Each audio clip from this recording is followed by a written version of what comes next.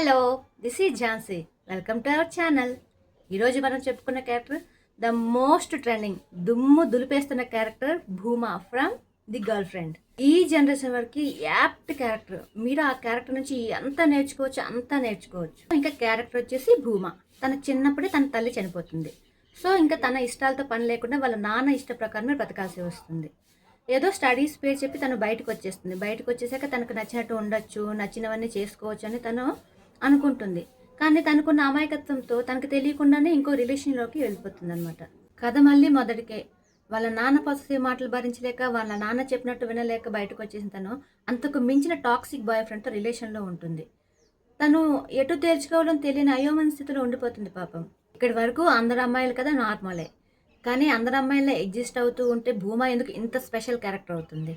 బాగా ఆలోచించి ఒక నిర్ణయానికి వచ్చి తన బాయ్ ఫ్రెండ్కి బ్రేకప్ చెప్తుంది. మళ్ళీ ఎమోషనల్ బ్లాక్మెయిల్స్ అన్నీ కూడా ఫేస్ చేస్తుంది. అయినా కూడా తను ఎక్కడ కూడా వెనక్కి తగ్గదు. లైఫ్లో తను చేయాలి, సాధించాలి అనుకున్న ప్రతిదీ చేస్తుంది. Bhumadevi is really great. So అమ్మాయిలు be Brave like Bhuma.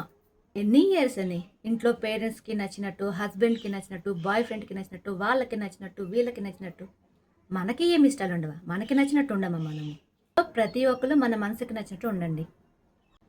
And అబ్బాయిలు, one thing, after seeing this character you know that how to A better by your girl.